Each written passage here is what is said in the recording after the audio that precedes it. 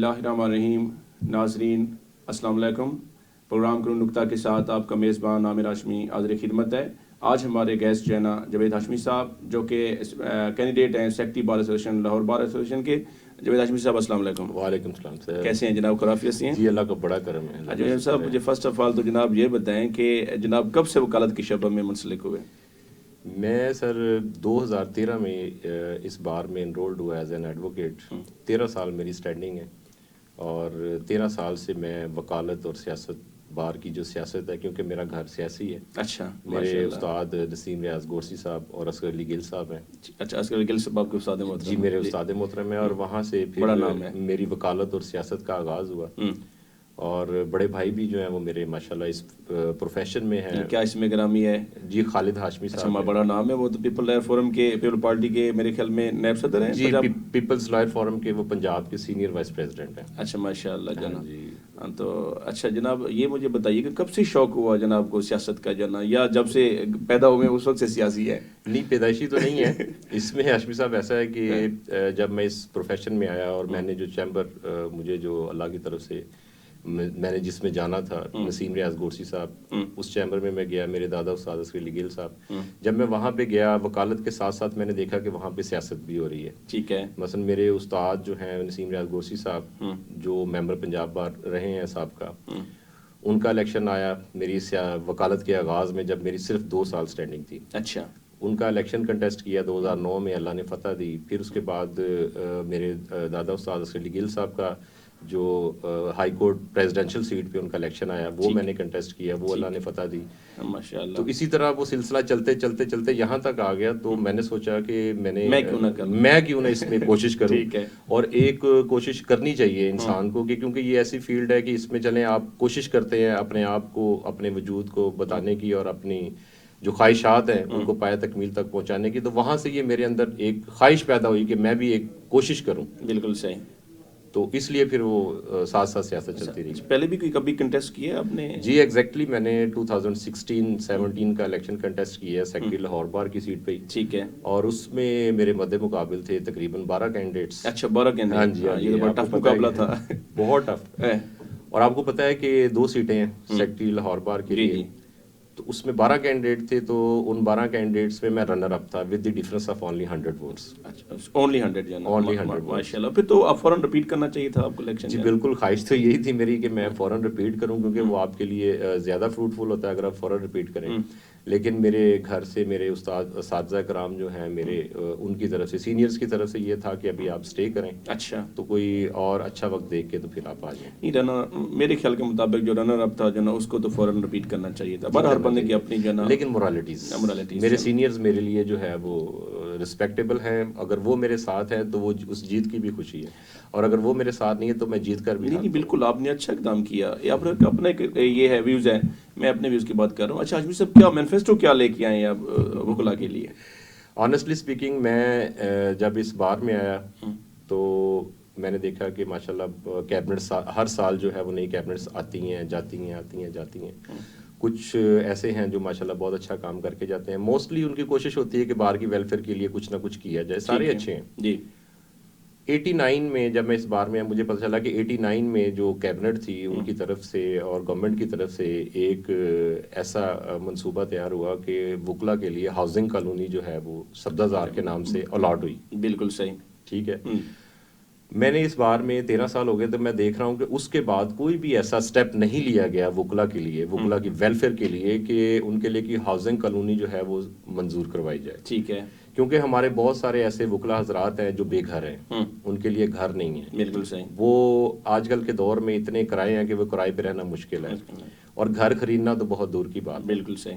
तो मेरी ख्वाहिश है, ये मेरे दिल की, कि अल्लाह ताला जो है वो मुझे अगर मौका देता है और अल्लाह की ज़ात मुझे इस इज़्ज़त से नवाजती है, तो मेरी ख्वाहिश होगी कि मैं उस 89 वाला जो एक्ट था उसको रिपीट किया जाए और हमारे वकला भाइयों के लिए, चाहे छोटे ही सही, चाहे पोर्शन ही सही, उनको एक छत दी जाए। चाहे फ्लैट ही क्यों नहीं, चाहे फ्लैट ही क्यों ना, उनको एक छत दी जाए जो कि बार की अपना फंडिंग से या किसी भी तरीके से उसको मैनेज किया जाए। हमारे वकला भाइयों के लिए छत होनी चाहिए। ठीक है।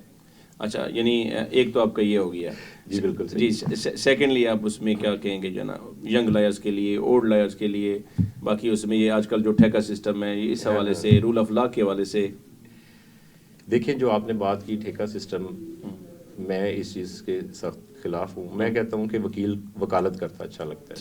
ठीक है, अपनी वकालत करनी चाहिए और इस तरह बिल्कुल नहीं जाना चाहिए। आप जो भी काम है उसको मेरिट पे करें। ठीक है, बड़ी अच्छी बात है। आप इसको ऑफिस ऑफ प्रॉफिट ना बनाएं, ऑफिस ऑफ ऑनर बना के चलें, जो कि किसी अच्छे वक्तों में ये होता था। अच्छी सोच है। और ऑफिस ऑफ ऑनर जब आप समझ के इसको चलते हैं तो फिर आपकी वेलफेयर की तरफ आते हैं, बार की वेलफेयर की तरफ। बिल्कुल, फिर आप अपनी ज़ात से बाहर निकल जाते हैं। तो मेरे ख्याल में अपनी ज़ात से बाहर निकल के जब हम सोचेंगे तो फिर ही वेलफेयर की तरफ आएंगे। क्या बात है, अच्छी बात की। अच्छा मैनिफेस्टो है। जी, जैसे यंग लेयर के हवाले से क्या कहेंगे? यंग लॉयर्स के हवाले थे, जब चूंकि मैं भी इसका हिस्सा रहा हूँ वाइल अपना यंग लॉयर्स का, जब मैं आया तो मैंने भी देखा कि जो हालात होते हैं यहाँ पे, आप काला कोट पहनते हैं, यूनिफॉर्म पहनते हैं, आप 17-18 साल की स्टडी के बाद इस प्रोफेशन में आते हैं और उसके बाद जब आपके पास आपके आने जाने के एक्सपेंसेस नहीं होते, वहाँ खाने पीने के एक्सपेंसेस वो भी आप घर से लेके जाते हैं कि इतना नोबल प्रोफेशन में और रिस्पेक्टेबल प्रोफेशन में आने के बाद, और आप एक इतना अच्छा यूनिफॉर्म पहनने के बाद जब आप जाते हैं, जब आपको घर से पैसे मांगने पड़ते हैं, तो वो बड़ी एक एम्बेरसमेंट फील होती है। तो मेरे ख्याल में जो यंग लॉयर्स हैं उनको पहले 2 से 3 साल के लिए कुछ ऐसा प्लान होना चाहिए हमारे लिए, हमारे पास, कि हम उन 2-3 सालों में उनको किसी ना किसी हवाले से अकोमोडेट कर सकें, चाहे वो पंजाब बार करे, चाहे वो लाहौर बार करे। ठीक है, तो उनके लिए कुछ ना कुछ वजीफा होना चाहिए जब तक वो अपने पैरों पे खड़े नहीं हो जाते। बिल्कुल, बड़ी अच्छी बात है जो ना। अच्छा, उसमें हाशमी साहब मुझे ये बताइएगा कि चैम्बर्स की जो अलॉटमेंट हुई वहाँ पे जुडिशल कम्प्लेक्स में, हमारी वकला कम्युनिटी में दुख के साथ कहना पड़ता है, किसी ने पार्किंग पे उसमें पोजेशन हुआ, वॉशरूम तक पोजेशन हुए जो ना, तो आप उसको कैसे देखते हैं जो ना? आप जरा इस हवाले से ज़रा बात कीजिएगा। जी बिल्कुल, बड़ा अच्छा जुडिशल कम्प्लेक्स जो है वो तैयार किया गया वकला के लिए, बड़े इंतहाई फर्निश्ड चैम्बर्स तैयार किए गए, वो मैंने देखे भी। लेकिन उसमें मैं ये कहना चाहूँगा कि देखें, हमारी बार बहुत बड़ी है। ठीक है, जब आप 20,000 लोगों के लिए 200-300 कमरे बनाएंगे तो यही कुछ होगा, फिर प्रॉब्लम्स आएंगी। मेरे ख्याल में यहाँ पे मोस्टली जो लायर्स हैं उनके पास जाती चैम्बर्स नहीं है। ठीक है, और जाती चैम्बर्स ना होने की वजह से उनको सिटिंग प्लेस चाहिए होती है कहीं ना कहीं बैठने के लिए। बिल्कुल सही। तो जब आप 20,000 वकीलों में से 300 वकीलों को या 600 वकीलों को अकोमोडेट करने की कोशिश करेंगे तो ये नफसा नफसी का आलम तो पड़ेगा ना। हर कोई कहेगा कि मुझे एक चैम्बर चाहिए, क्योंकि यंग वकला के पास बिल्कुल चैम्बर्स नहीं। बिल्कुल सही है। उसमें मेरिट देखना चाहिए। एक तो मेरिट देखना चाहिए कि कौन सा ऐसा वकील है जो डिजर्व करता है कि उसको चैम्बर अलॉट किया जाए। जिसके पास 25 साल प्रैक्टिस के बावजूद 20 साल के बाद उसके पास चैम्बर नहीं है, फर्स्ट ऑफ ऑल तो उसको देना चाहिए। ठीक है। दूसरी चीज इसमें मैं ये कहना चाहूंगा कि कभी भी आप 20,000 वकीलों के लिए 300-400 चैम्बर बना के उनको राजी नहीं कर सकते। यहाँ पे मेरे बहुत सारे ऐसे सीनियर भी और यंगस्टर भाई भी ऐसे मौजूद है कि जिनके पास चैम्बर्स नहीं है। ठीक है। मैं इसमें ये कहना चाहूंगा कि जितने भी हमारी बार की स्ट्रेंथ के हिसाब से कोई भी जगह ऑक्युपाई करके या गवर्नमेंट से या किसी भी तरीके से लेके बार हमारी कोशिश करके इसी तरह के और 1-2-3 कम्प्लेक्स तैयार किए जाए। ठीक है। और मैक्सिमम चैम्बर्स हो जो मेरिट पे दोस्तों को दिए जाएं। जितने भी यंग वकला हैं या सीनियर्स हैं जिनके पास वाकई में चैम्बर नहीं है, वाकई में उसके पास जगह नहीं है अपने क्लाइंट को डील करने के लिए, उनके लिए जो है वो चैम्बर्स दिए जाएं और मैक्सिमम वकला को चैम्बर्स दिए जाएं, फिर ये जाके मामला हल हो सकता है। बिल्कुल सही जनाब ने कहा। अच्छा, ये बताइए कि रूल ऑफ लॉ के हवाले से अगर आप जीत जाते हैं, अल्लाह करे आप जीत जाएं जनाब, तो वकला को भी उसमें रूल ऑफ लॉ को ओबे करना चाहिए, जुडिशरी के हवाले से भी कुछ कहें जनाब? जी बिल्कुल, रूल ऑफ लॉ को बिल्कुल फॉलो करना चाहिए और बार एंड बेंच के हमेशा पॉजिटिव जो है वो रिलेशंस रहने चाहिए, क्योंकि ये दोनों पैरेलल एक दूसरे के साथ चलते हैं, आपकी जुडिशरी भी और आपकी जो है वो बार भी। बिल्कुल सही। बार भी अपना पॉजिटिव रोल प्ले करे और जुडिशरी भी जो अपना पॉजिटिव रोल प्ले करे। मसलन छोटी छोटी जो चीज़ें होती हैं या छोटे छोटे रिलीफ होते हैं उनमें उनको रुकावट नहीं बनना चाहिए, क्योंकि हर वकील की रोजी रोटी उसके साथ जुड़ी हुई है। बिल्कुल सही। तो दोनों साइडों से मेरे ख्याल में positive character, positive role play करना चाहिए, जुडिशरी को भी और कैबिनेट को भी पॉजिटिव रोल प्ले करेंगे। अगर ये दोनों के ताल्लुकात पॉजिटिव रहेंगे तो हमारे जितने भी वकला हैं, बाकी जो ऑफिस बेरर नहीं है, जो जिनके पास इस तरह नहीं है, वो सबको प्रॉपरली रिलीफ मिल सकेगा। बिल्कुल सही। अच्छा, तो ये आए दिन जो स्ट्राइक्स होती हैं, आप एज ए जब बन जाएंगे सेक्रेटरी जो है ना, तो इसका हिस्सा बनेंगे या आप देखेंगे अभी बनती है तो उसमें करेंगे स्ट्राइक जो है ना? इसमें आशमी साहब मैं ये कहना चाहूँगा कि देखें, जहाँ पे स्ट्राइक बनती है वहाँ पे होनी चाहिए, लेकिन बेजा स्ट्राइक्स जो है वो हमारे वकला के मामलात को डिस्टर्ब करती है। उनके केसेस लगे होते हैं, साइलिन भी आते हैं, वो भी ख्वार होते हैं। तो मेरे ख्याल में जो बनती है स्ट्राइक वो ज़रूर करनी चाहिए, लेकिन बिला वजह स्ट्राइक्स नहीं होनी चाहिए। कोर्ट का काम नहीं रुकना चाहिए। हमारे वकला भाइयों की रोजी रोटी जुड़ी हुई है उससे, तो हमें उसका ख्याल रखना चाहिए। अभी जो लास्ट पे आपने देखा है कि एक अमेंडमेंट आई, उसमें ट्रायल कोर्ट और एडमंड के हवाले से जो है ना स्ट्राइक पंजाब भर कहती है, लोअर बार बास का सोच के करती है जो है ना, तो आप क्या समझते हैं कि ये उसमें स्पीडी कोर्ट्स, स्पीडी जस्टिस होना चाहिए, नहीं होना चाहिए? बिल्कुल होना चाहिए। देखें जी, इंसाफ की फौरी फराहमी होनी चाहिए, मैं इस चीज़ को मानता हूँ। देखें, वो कहते हैं ना कि डिले डिफीट्स इक्विटी। बिल्कुल सही, ठीक है। तो जो कानून में अपने इंसाफ में ताखीर जो है वो नहीं होनी चाहिए। इंसाफ फौरन मिलना चाहिए। हर एक का शहरी का हक है, फंडामेंटल राइट है। इस हवाले से क्या कहेंगे जो है ना, ये एडमंड और ट्रायल के हवाले से, कोर्ट्स के हवाले से जो है ना, क्यों स्ट्राइक कर रहे हैं, इसकी रीज़न क्या है? स्ट्राइक्स देखें जी, जहाँ पे उनकी बनती हैं वो उनका हक है, करनी चाहिए। अगर किसी के साथ ज्यादती होती है या कोई ऐसा इशू आ जाता है या कोई ऐसा लॉ में ऐसी अमेंडमेंट आ जाती है जो हमारी वकला कम्युनिटी के लिए, हमारे वकला भाइयों के रोजी रोटी के ख़िलाफ़ हो, उनके प्रोफेशन के ख़िलाफ़ हो, तो वो उनके लिए, वो उनका राइट है कि वो उसके लिए फ़ाइट करें। बिल्कुल सही। अभी रिसेंटली जैनब जैसे वकूए हुए, मोटरवे के वकूए हुए, अभी इधर इस हवाले से, समाज के हवाले से बात हो जाए, कल आपने देखा सुना होगा जो है ना कि कश्मीर में आपके पास एक झांसे देकर एक औरत को और उसकी 4 साल बच्ची को जना बुलाया गया, औरत के साथ रैप किया गया, फिर उस मासूम सी बच्ची के साथ रैप किया गया। अब इस वाले से कानून को कितना सख्त होना चाहिए? देखें जी, मैं इस मामले में बड़ा सीधी बात करूंगा कि ये बहुत ज़्यादती है। पीछे भी मामला मोटरवे पे भी एक वाक़या हुआ बच्चों के सामने, उसकी माँ के साथ जो उसकी जो है वो इसमत-दरी की गई। तो मैं इसके बिल्कुल अगेंस्ट हूँ और ये बड़ा ही हीनियस ऑफेंस है और मेरे ख्याल में इसके खिलाफ जो है वो सख्त से सख्त सज़ा होनी चाहिए, क्योंकि बच्चियाँ सबकी हैं, माएँ सबकी हैं, हम सब जो है वो अपनी इज़्ज़तों के रखवाले हैं।